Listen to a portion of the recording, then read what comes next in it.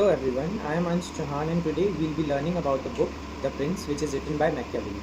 In this book, Machiavelli has explained the qualities of a prince and how he should rule a state, and he has given some tips to the ruler. I'll be explaining the first 8 chapters. So let's start with chapter 1. Chapter 1 is the types of principalities and how they are acquired. Principalities are either hereditary or new. There are two types of principalities according to Machiavelli. Hereditary principalities are easier to manage. New principalities are acquired through fortune, arms or skill. Hereditary principalities are easier to manage because it is inherited from a ruling family and it makes it easier to maintain power as long as the ruler doesn't change established laws and traditions too much. New principalities are more challenging because the ruler must establish legitimacy, often facing opposition from both the people and the previous rulers. Let's move to the next chapter, chapter 2. Chapter 2 is focused on what are hereditary principalities. Hereditary rulers face fewer challenges according to him. People tend to prefer familiar rule unless there is severe oppression. So, according to Machiavelli, there are advantages in the hereditary principalities as people are familiar with the ruler and their family, and the rule is given in the form of family tradition. But they rarely oppose until and unless there are drastic changes in the policies or rules from the ruler. Let's move to the next chapter, which is chapter 3, Mixed Principalities. In this chapter, Machiavelli has explained about the mixed principalities. Mixed principalities are new territories added to an existing domain. Cultural and linguistic differences make them harder to control. Winning the loyalty of the people and eliminating enemies is crucial. According to him, the new territories which has been annexed by a ruler into his territory are known as mixed principalities. In these principalities, people differ from language, from culture, and that is why it is harder to gain their trust and to rule them. For maintaining control, Machiavelli advises that new ruler must live in the new territory or set up colonies. This helps prevent rebellion and solidifies the ruler's presence. And in the next explanation, he explains that eliminating rival powers and gaining the trust of the common people by not raising taxes or oppressing them are essential tips for maintaining rule.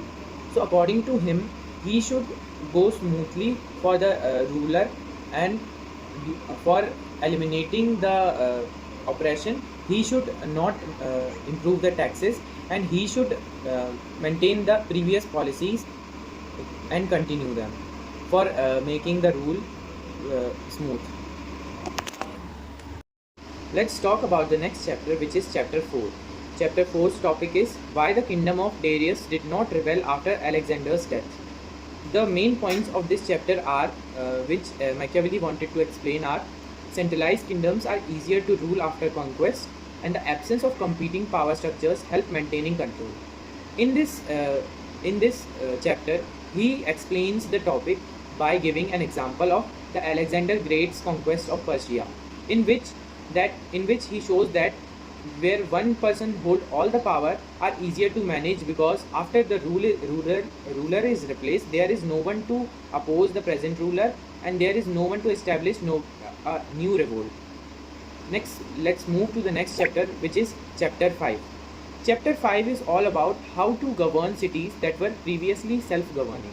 According to Machiavelli, there are 3 main options to the cities which were previously self-governing, which has been acquired by you.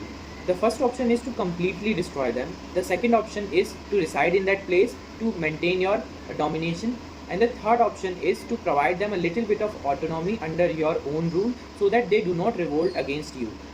In this chapter, he talks about that people who were accustomed to the freedom will always try to regain it, which means if they got a chance, they will revolt against you and your rule will come under danger. Let's move to the next chapter, which is concerning new principalities acquired by one's own arms and ability. In this, he talks about 2 main points. Leaders who rise through their own skills are more successful, and the second point is they are able to establish new institutions and control opposition. So, according to Machiavelli, He gives an example like Moses and Romulus to show how those who acquired power through their ability create strong foundation for their rule. These leaders reshape their states with new laws, institutions, methods, and which ensure long-term stability. Now let's move to the next chapter, which is chapter 7, and the topic of the chapter is concerning new principalities acquired by the arms of other and by good fortune.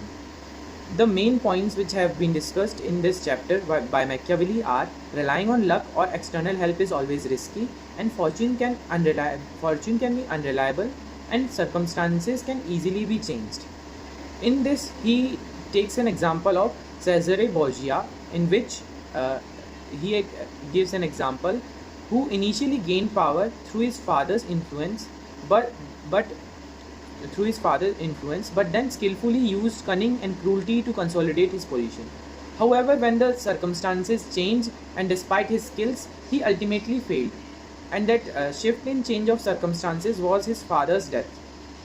The lesson is that while fortune can give you power, you need to have the specified skills and ability to hold on to it and to go with the rule. Now let's move to the next chapter, which is the last chapter for my explanation, chapter 8.